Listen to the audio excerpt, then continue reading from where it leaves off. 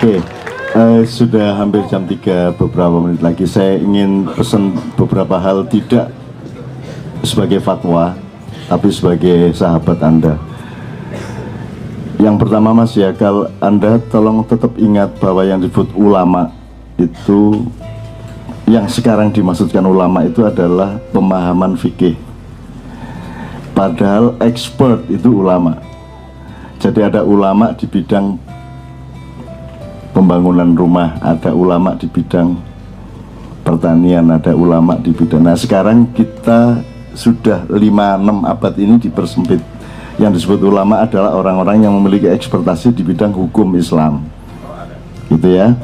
Nah, jadi Anda tadi harus cari ulama, tapi ulama di bidang yang Anda kerjakan, produk yang Anda kerjakan itu. Jadi tolong, definisi ulama sekarang harus diingat-ingat terus bahwa itu lambat atau cepat pada suatu hari Allah akan mengizinkan, itu kita perluas. Jadi majelis ulama mestinya ada ulama pertanian, ada ulama kelautan, ada ulama perdagangan, ada ulama dan lain sebagainya. Tema sesuai dengan bidang-bidang kehidupan masyarakat. Mestinya ya, ulama artinya kan orang yang secara khusus mempelajari, alim gitu.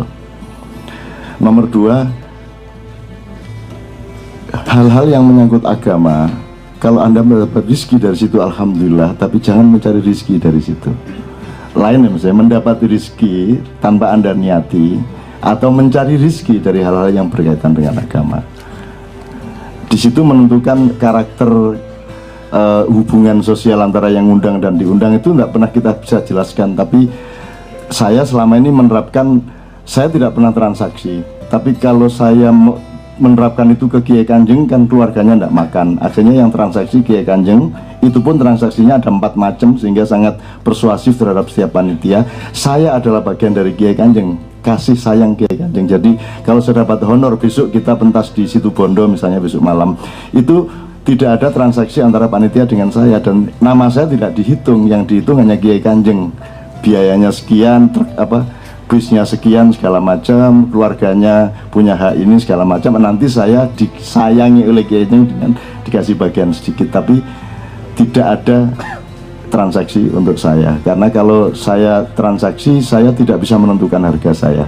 Jadi kalau ada panitia tanya, Cak Nun berapa ya tarifnya, itu langsung kita tolak, karena kamu tidak punya duit untuk bayar Cak Nun. Berapa bisanya kamu, berapapun tidak cocok soalnya, gitu loh. Itu loh. Jadi akhirnya saya tidak urusan sama itu sampai hari ini, dan saya tidak masalah. Kalau saya harus mati karena prinsip itu, ya mati aja, tidak ada masalah, gitu loh, Mas, ya. Itu pernah. Jadi misalnya sodako itu tujuannya untuk share rezeki, untuk menyebar, berbagi rezeki, bukan untuk mencari rezeki. Jadi kalau boleh, Anda jangan bersodako untuk mencari rezeki. Artinya dengan mengincar saya dapat 10 kali lipat, 700 kali lipat, itu berarti Anda bersodako. Bukan bersodako, Anda sedang berdagang. Menurut saya, ya dapat sih, mungkin dapat, tapi kalau saya tidak berani, itulah, saya tidak berani. Saya sodako. Saya punya uang tinggal 4 juta, ada orang datang pinjam 20 juta, tak cariin yang 16 juta, Mas, tak cariin. Saya sedang sakit, orang datang ke saya lebih sakit lagi, mengeluh ke saya, ya tak usahain untuk supaya bisa terobati dia. Sementara saya tidak bisa bilang bahwa saya sedang sakit, upamanya loh, Mas. Saya mengalami gitu itu terus menerus. Saya harus menolong orang yang saya lebih sengsara dari dia. Saya harus mencintai orang yang dia sudah menciptakan kebencian diri saya kepada dia, sehingga saya harus mengalahkan kebencian saya dan harus saya transformasi menjadi kasih sayang kemanusiaan, sehingga orang yang berbuat jahat kepada saya kayak apapun itu, jangan khawatir, dia akan mendapatkan cinta saya dan komitmen saya. Dan saya sangat senang dengan kerjaan-kerjaan yang sangat paradoksal seperti itu.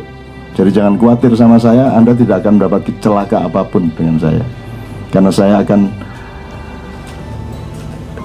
menjalankan kewajiban itu, gitu loh.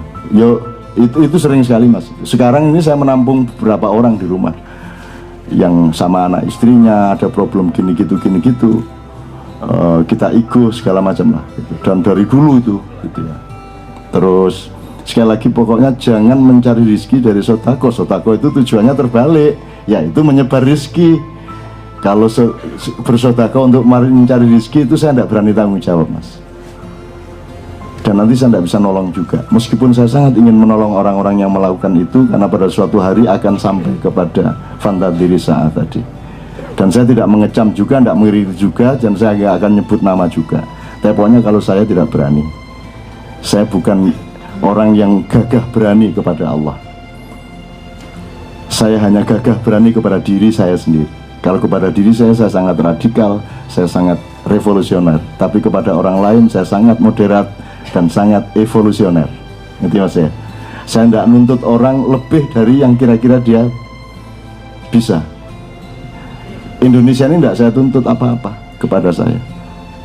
Saya yang menuntut diri saya untuk Indonesia. Nah, ini pesan yang terakhir adalah Anda sedang memasuki tahun mungkin 2, mungkin 3 tahun di mana keadaan akan lebih sulit bagi Anda. Tolong Anda ingat-ingat, Anda akan mengalami keadaan yang lebih sulit. Yang sulit keadaannya loh. Itu bisa di bidang pangan, bisa pokoknya di bidang keuangan, di bidang keamanan sosial, di bidang keamanan alam dan sebagainya. Anda sedang menghadapi bulan-bulan dan tahun yang sangat sulit.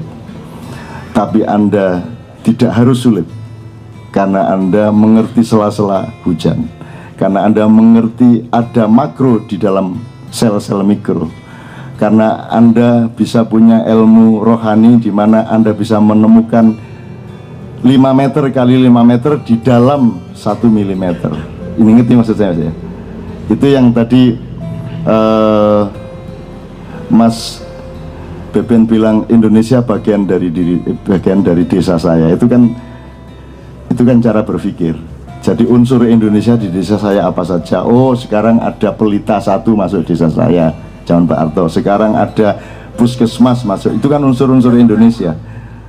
Nah, jadi Indonesia bagian dari desa saya. Nah, sekarang dunia ini bagian dari dirimu. Engkau harus lebih luas dari dunia ini. Kesulitan apapun di negerimu ini, kamu lebih luas dari kesulitan itu, dan kamu bisa menemukan ruang-ruang kosong di tengah. Kalau dalam musik kan jelas, ruang-ruang kosong itu begitu pentingnya dan begitu tidak pernah diperhatikan, bahkan mungkin dipelajari hanya secara tidak sengaja. Kalau di dalam qiraah itu sangat jelas. Anda sudah di bulan kemarin kan sudah saya contohkan, kalau adzan itu jangan dipikir tidak ada hitungannya loh itu. Allahu Akbar, Allahu Akbar. Tuh 2, 3, 4 itu ada hitungannya. Allahu Akbar, Allahu Akbar. Tidak bisa itu setelah ini detik-detik pausenya ini tidak bisa Anda langgar. Tidak bisa Allahu Akbar, Allahu Akbar, Allahu Akbar, Allahu Akbar, asyhadu alla la, itu bermaling jenenge Mas. Tidak bisa. Hidup itu ada disiplinnya, ada iramanya. Barang siapa menolak irama, dia kehilangan kehidupan. Barang siapa dia menolak nada, dia kehilangan kehidupan. Maka tidak bisa musik diharamkan, karena hidup ini musik. Apalagi Indonesia ini tidak ada nada yang begini kaya, melebihi nada-nada kebudayaan dan manusia Indonesia. Coba Anda lihat ngomongnya orang Korea, intonasinya sama Taiwan mirip-mirip Mas. Sak Cino ini ini mau macam-macam. Kalau makin ke utara makin naik. Ini bagaimana? Bagaimana? Jadi garisnya begini-begini. Makin ke selatan juga apa-apa. Nggak rembes sampean. Jadi Madura tuh naik tapi turun lagi. Ya apa sampean? Terus jadi mau sambil Kanada, sing gawe wong Madura. Kutane jenenge Toronto, asline Ronto. Mergo wong Madura akhirnya disebut Toronto. Jadi naik turun. Nah, itu semua bisa digambar. Saya kira orang musik tahu persis, dan Indonesia ini tidak ada batas. Ya. Maka kalau Indonesia tidak menjadi teladan dunia, itu saking ahmaknya Indonesia. Kan begitu. Di bidang apa saja, Indonesia luar biasa, tetapi kita dibikin tidak percaya diri. Itu sebabnya, karena kita hebat maka kita dibikin tidak percaya diri. Akhirnya kita percaya kepada Loh, musik begitu kaya, sekarang kita pasrah kepada oplosan kok. Padahal musik kita begitu kaya, kita sekarang dudak dulu dak. Sekarang pernikahan di desa-desa di mana-mana itu musiknya gitu dok.